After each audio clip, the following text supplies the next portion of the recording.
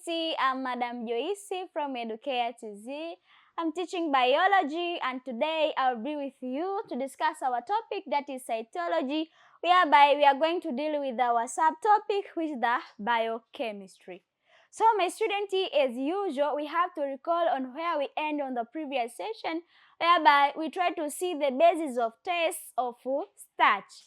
And we have seen that in order to test the presence of starch, we need the presence of iodine and potassium iodide so that you can test if there is a presence of the starch. So in our today's session is just a continuation of where we end on the previous session, that is the biochemical testing for carbohydrate. And here we are going to discuss the biochemical test for reducing sugar.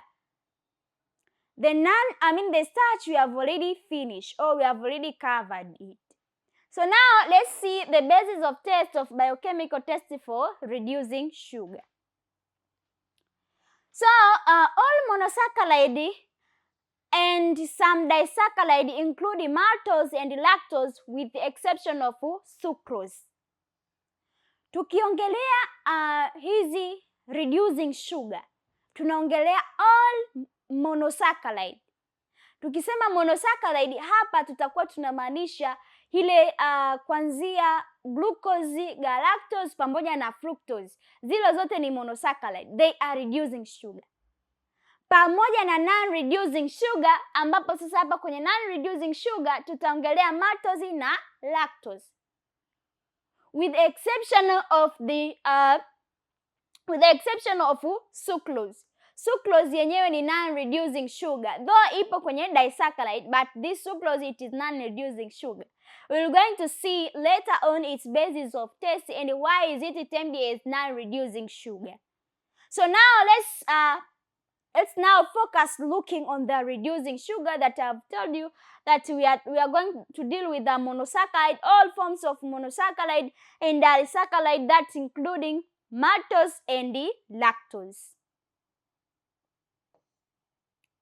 So this we can say that reducing sugars as one of the two units may have an open chain form with an aldehyde group. Ukiangalia kwenye ile structure ya reducing sugar nyingi zinakuwa na aldehyde group into its structure. Ukiangalia ile structure ya maltose, ukiangalia structure ya lactose, galactose, fructose, glucose, all of them, they have aldehyde group. So the aldehyde group that's bring about the reducing nature in the structure. And this means that they carry out a type of chemical reaction known as reduction. So due to the presence of the aldehyde group, that's bring about the presence that's bring about the reduction reaction, meaning that it can donate a pair of electron into other part of a organism or into any part of a chemical reaction. That is the reduction. So the characteristic property of reducing sugar is that in aqueous media, they generate one or more compound contain an aldehyde group. So ile tunasema kwamba ile aldehyde group ambayo inapatikana kwenye hizi reducing sugar, that is monosaccharide and those maltose and lactose, tunasema kwamba ikiwa kwenye aqueous media, they just generate one or more compound containing aldehyde. So in aqueous media ndipo ambapo aldehyde group inatengenezeka. Na aldehyde group, my student, keep it into your mind. It has a pair of electrons. So those pair of electrons tend to donate into other compounds. And now we can simply say that an aldehyde can be the source of electron that reduces ions. Kwa maana kwamba ile aldehyde group ambayo inapatikana kwenye aqueous media ya most of the reducing sugar, ndipo ambapo sasa inakuwa na source ya electron ambayo ina bring about reducing one. so it tends to reduce other compounds due to their presence of that electron from the aldehyde group. And the oxidizing agent must be capable of oxidizing aldehyde but not alcohol. So such oxidizing agents include Benedict solution, that is, this one is the structure of a Benedict solution. Kwa hiyo sasa hii ina maana gani?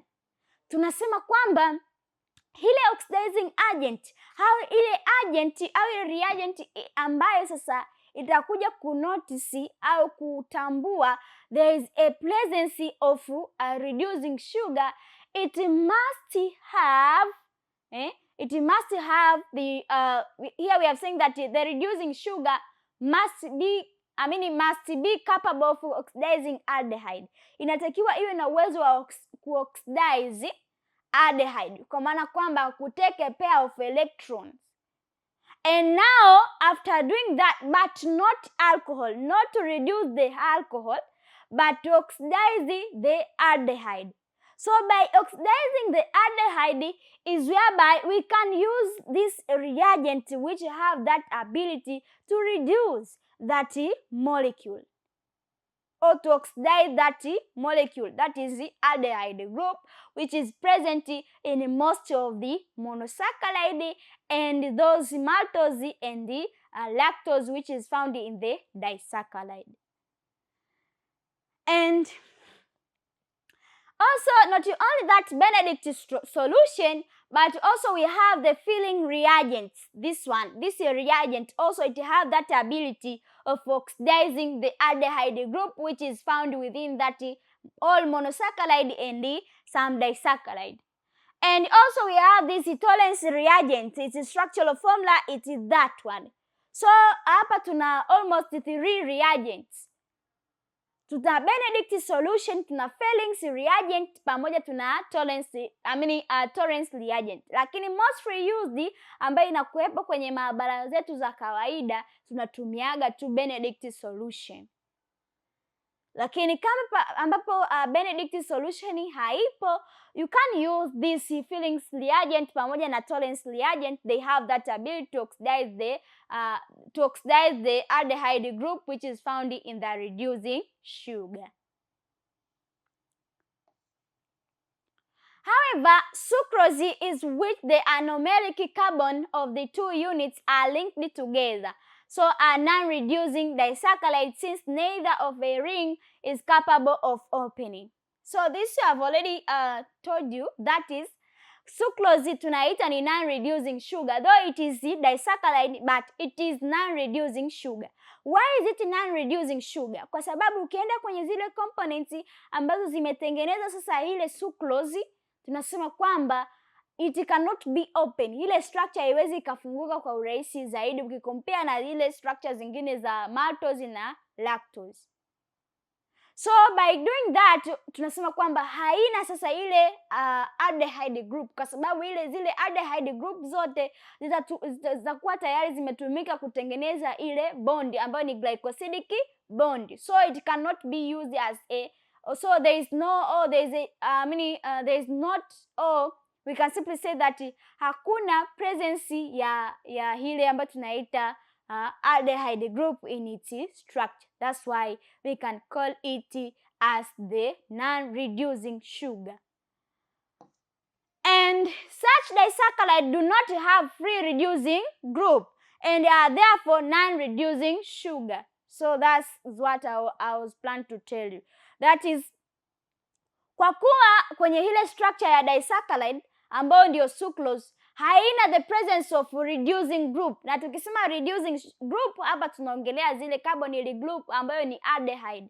Kwa hiyo sasa kama hakuna ile aldehyde, tunasema basi hiyo itakuwa tunaita ni non-reducing sugar, kwa sababu tu hakuna ile aldehyde group. Zile aldehyde group, you can ask yourself, where did the aldehyde group goes? The aldehyde group zilitumika kuenda kutengeneza ile bondi ambayo inaitwa 1,4 glycosidic bondi kwenye sucrose, formation ya sucrose. So the common test for reducing sugar in the Benedict, is the Benedict test.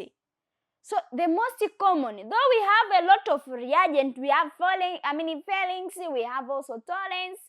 So the most common reagent that we are using to test if there is a presence of reducing sugar, we only use the Benedict solution. So now you can see the Fehlings reagent is not commonly used because it is corrosive and it is toxic. So hatuwezi tukatumia Fehlings reagents to test if there is a presence of reducing sugar. Kwa sababu gani? Fehlings reagent yenyewe ni most corrosive. It is toxic substance. Unatakiwa uwe very careful while you are using Fehlings reagent. So ukiongelea kwenye upande wa kuwa very careful, ukija kwa wanafunzi wetu nyie tunasema kwamba ile itawazulu. Kwa hiyo ndio maana tunawatumia hii test moja ambayo inaitwa Benedict solution, kwa sababu ile Fehlings reagent it is most corrosive and it is most toxic solution. And in this test now, Benedict solution makes use of ability of the sugars to reduce copper 2 into copper 1.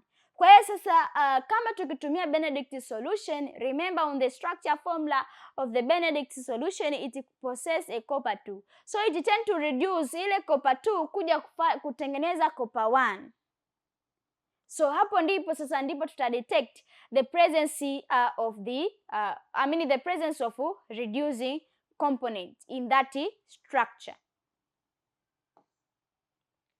So the tests involve the use of alkaline solution, that is copper 2 sulfate, this one, which is the reducing to insoluble copper 1 oxide. This one is the copper 1 oxide. This copper, there is a presence of 2. This 2 make sure that inakuwa chini ya hiyo copper hapo. Then in the absence of reducing sugar, the blue color of the Benedict solution remain. Kwa hiyo sasa ukitumia ile Benedict solution ambayo inakuwa ni alkaline solution, tunasema kwamba ina tend to reduce ile copper 2 sulfate. This for make sure that inakuwa chini hapa. So ina reduce ile copper 2 sulfate kwenda kupata insoluble copper 1 oxide. So if there is no or there is absence of reducing sugar, the blue color of Benedict solution remain. Kama patakuwa hakuna uwepo wa hizi reducing sugar, ile blue color ya copper 2 ya Benedict solution, that is copper 2 sulfate, itakuwa vile vile. So what if there is a presence? So the basis of test of solution contains copper sulfate. So reducing sugar, reduce copper, soluble blue copper sulfate containing copper 2 ions to insoluble red brown copper oxide containing copper 1. That's this one, which is the blue solution, that is the brick red precipitate.